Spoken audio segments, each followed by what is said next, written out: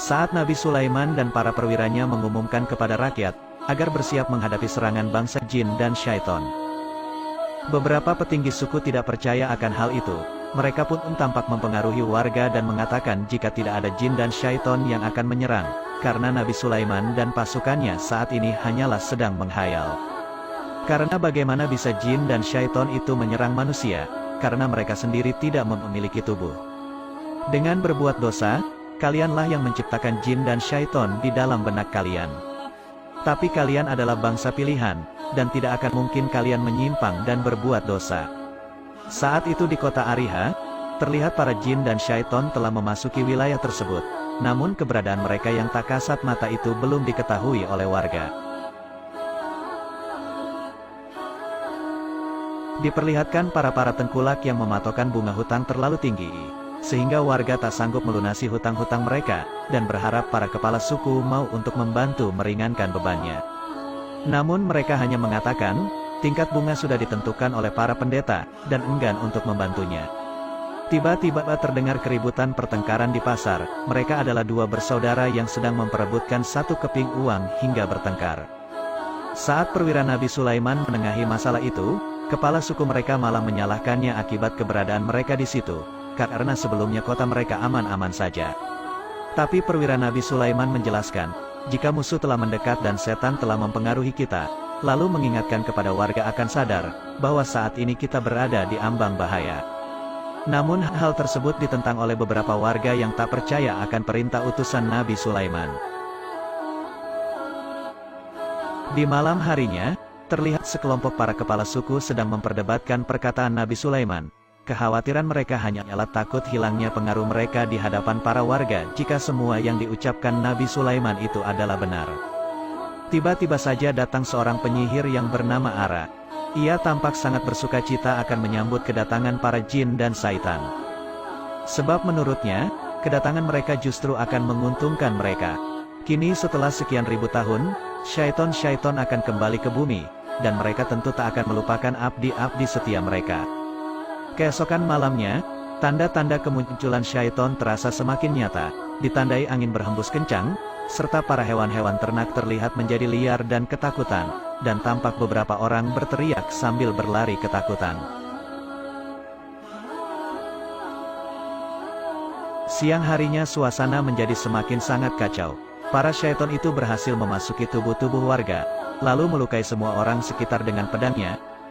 Perilaku mereka menjadi sangat bengis tak terkendali, yang membuat prajurit Nabi Sulaiman tak bisa membendung serangan dari kaum para jin tersebut. Nabi Sulaiman yang berada di istana juga merasakan keberadaan para syaiton yang telah tiba di bumi.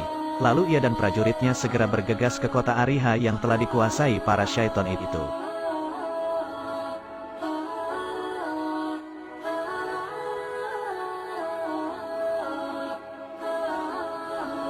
Sesampainya di kota Ariha, terlihat suasana bekas kekacauan yang terjadi.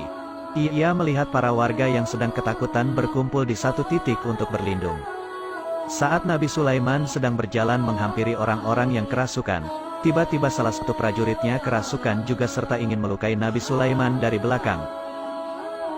Namun ketika Nabi Sulaiman berbalik badan dan menatap mata orang tersebut, seketika itu setan yang merasuki tubuh orang tersebut tampak tertunduk dan takut kepada Nabi Sulaiman. Lalu Nabi Sulaiman menghampiri seluruh orang yang kesurupan itu dengan hanya menyentuhnya, mereka tampak sadar dari kesurupan tersebut.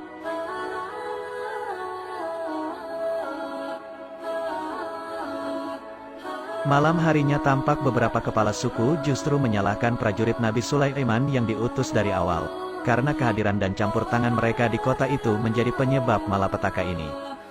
Mereka sampaikan juga kekesalan terhadap prajurit Sulaiman yang telah mencampuri urusan perniagaan yang mereka praktekkan di wilayah itu.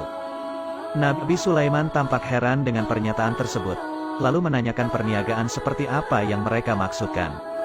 Ternyata selama ini mereka menjalankan riba untuk keuntungan pribadinya. Lalu Nabi Sulaiman tampak marah dan menanyakan untuk apa kalian mempraktekkan riba. Tidakkah kalian tahu akibat yang dirasakan rakyat karena makan uang haram ini? Mereka pun membantah hal itu sebagai dosa, malah menganggap itu adalah penyedap kekayaan bagi mereka. Nabi Sulaiman mengatakan, celakalah kalian, Sungguh ilmu kalian yang sedikit ini telah menjadikan kalian orang zalim. Sekarang beliau paham mengapa Tuhan menampakkan kerajaannya dalam bentuk jasad tanpa jiwa. Esok harinya diperlihatkan Nabi Sulaiman bersama pasukannya sedang bersiap berangkat ke kota-kota lain yang juga terjadi serangan oleh kaum jin dan syaiton. Lalu berpesan kepada warga, hanya orang-orang yang beriman di antara kalian akan terjaga dari serangan syaiton. Semoga Allah meneguhkan keimanan kalian. Di sisi lain tampak para penyembah syaiton sedang melakukan ritualnya dan memohon untuk membinasakan Nabi Sulaiman beserta pasukannya. Dan seketika itu bayangan hitam dari ritual tersebut tampak bergerak menuju istana dan menyerang istri Nabi Sulaiman.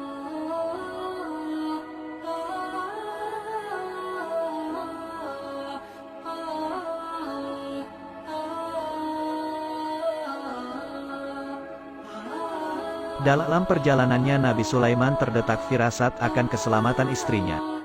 Sehingga ia memutuskan untuk kembali ke istana, dan pasukannya tetap melanjutkan perjalanan ke kota Hebron.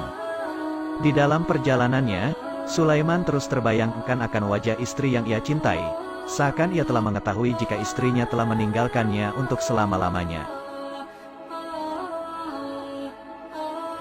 Dan benar saja sesampainya di istana, ia hanya melihat jasad istrinya telah terbujur kaku di atas tempat tidurnya. Setelah Nabi Sulaiman selesai memakamkan istrinya, ia tampak duduk di kuilnya. Lalu kerabat Nabi Daud ayahnya datang menghampirinya untuk mengucapkan belasungkawanya. Nabi Sulaiman pun berkata sambil menghadap Masjidil Aqsa, pintu keselamatan akan terbuka dari karang suci ini. Disinilah Nabi akhir zaman akan memimpin sholat di depan para nabi, lalu terbang ke langit. Di sini pula sang penyelamat yang merupakan keturunannya, akan memenggal kepala iblis di akhir pertempuran. Saat itulah cahaya surga akan menerangi bumi.